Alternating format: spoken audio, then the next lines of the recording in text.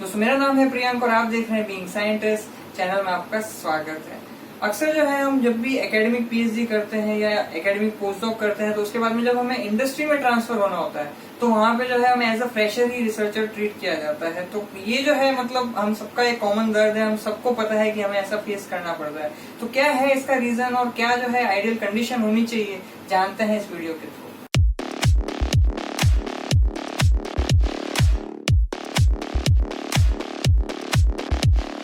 तो पिछले वीडियो के अंदर जो है मैंने आपको इंट्रोड्यूस किया था डॉक्टर प्रभास से, जिनका एक प्रोडक्ट जो है आज की तारीख में क्लिनिकल फेज 3 ट्रायल के अंदर है। आप जाके जो है उस वीडियो को देख सकते हैं और समझ सकते हैं।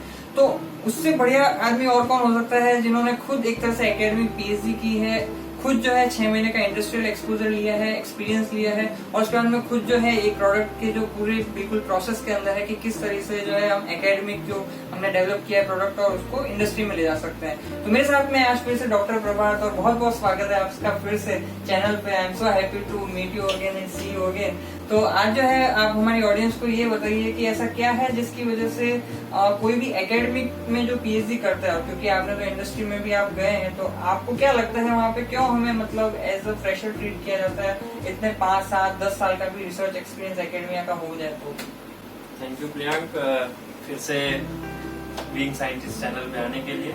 अगर हम गैप की बात करें, जो गैप बनता है अगर एक इंस्टीट्यूट या एक एकेडमिक से और एक इंडस्ट्री के बीच में, तो वो गैप बहुत बड़ा होता है जिसके बारे में एक पीएचडी को नहीं पता होता है। जब वो जाता है वहां पर, तो जो आपका सवाल है कि क्यों वो फ्रेशर ट्रीट होता है, रियल मायने में अगर मैं अगर अपना एक्सपीरियंस शेयर करूं, तो जब मैं खुद भी गया था एक इंडस्ट्री की R&D में एज ए मैनेजर अपॉइंट होकर के, वहां पर चीजें थी, मतलब हम लैब में काम करते हैं, हमें साइंस आता है, हम रिसर्च से रिलेटेड सारी चीजें कर सकते हैं, लेकिन जो कंपनी को रिक्वायरमेंट होती है उस रिक्वायरमेंट की तो हमें नॉलेज ही नहीं होती, ना हमें किसी ने बताया होता है कि ये सब चीजें चाहिए होती हैं। वो सब चीजें हमें सीखना पड़ता है। जैसे सीखने के लिए, जैसे कि अब हमें कोई प्रोडक्ट है, उस प्रोडक्ट को बनाना है, उस प्रोडक्ट के लिए कैसे बैच मैन्युफैक्चरिंग प्रोसेस होता है, कैसे उसका जो है SOP डिजाइन होता है, कैसे सारी चीजें होती है, उनका एक सॉफ्टवेयर होता है, उस सॉफ्टवेयर में कैसे सारी फीडिंग होती है, डेटा एंट्री होती है, और हमें उस तरह से सारी चीजें करनी पड़ती है।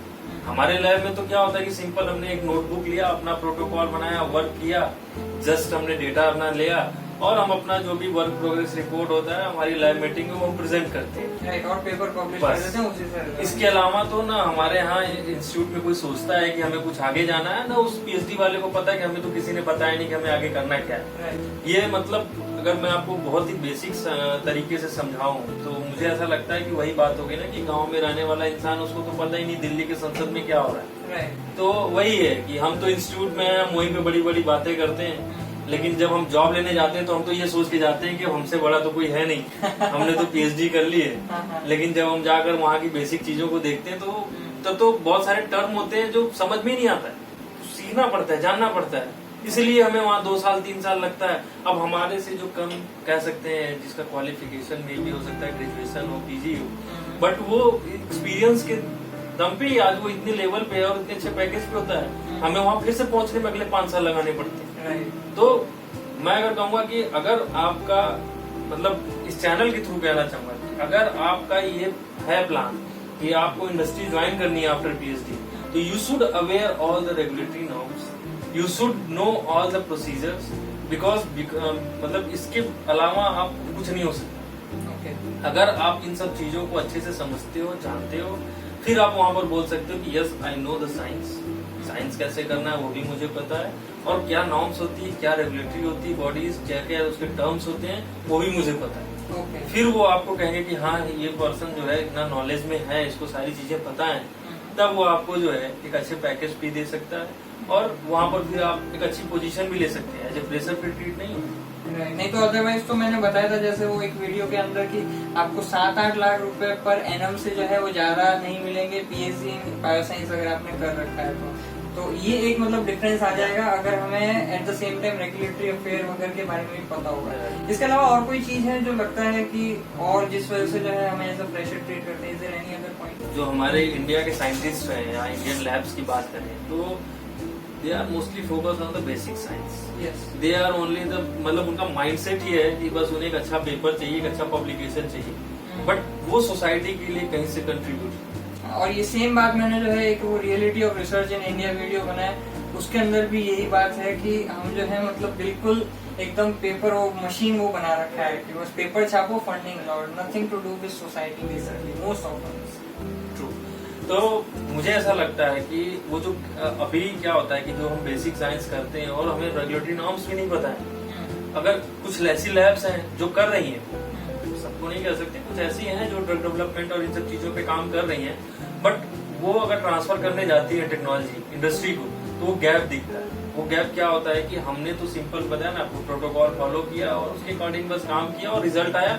वो सारा रिजल्ट हम पेपर पब्लिश करते हैं या पेटेंट कराते हैं, वो डेटा उठाते हैं, हम दे देते हैं कंपनी को। कंपनी के लिए वो बस जस्ट डेटा है।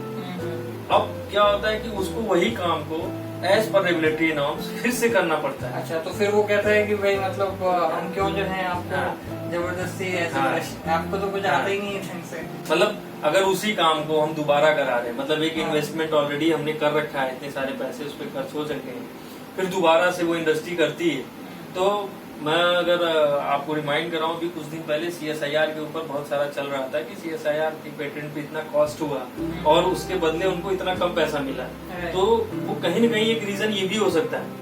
अच्छा, मतलब आप ये कहना चाह रहे हैं कि बेसिकली अगर आपने कोई काम किया है और फिर वापस दिया है और उसको कंपनी को रिप्रोड्यूस करना पड़ रहा है तो वो तो कम पैसों में पेटेंट खरीदेगी ना, क्योंकि आपके किए हुए काम पे फिर से उन्हें क्योंकि वो हमने तो नॉर्म्स फॉलो करके नहीं किया। तो मैं मतलब इस चैनल के माध्यम से ये बताना चाहूंगा प्रियांक कि लोगों को इतना अवेयर होना चाहिए कि मैं जो काम कर रहा हूँ वो जो हमारी गाइडलाइंस है, अगर वो ड्रग डेवलपमेंट की है तो उसको कहीं मतलब ऐसा तो नहीं डाइवर्ट कर रही है जिससे कि कल को कोई हमारा इशू है और हमको फिर से वही काम रिपीट करना पड़े।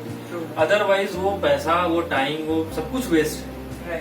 ठीक है, क्योंकि कंपनी को वो रिपीट करना ही पड़ेगा, क्योंकि हमारी जो गवर्नमेंट ऑफ इंडिया की DCGI ड्रग कंट्रोलर जनरल, इनका पूरा सेट प्रोटोकॉल एक सुगम पोर्टल है, आप देखेंगे उसपे सब कुछ मेंशन है। गाइडलाइन है, जो गजट नोटिफिकेशन सभी new drug clinical trial rule है 2019 में। शेड्यूल वाई था पहले, बट अभी उन्होंने रिवाइज करके दिया है। पूछिए ना आप, यहाँ पे बहुत सारे साइंटिस्ट होंगे, मे भी उनके क्लिनिकल ट्रायल चल रहे होंगे, आप पता करेंगे तो उनको पता भी नहीं होगा ये गाइडलाइन आई है।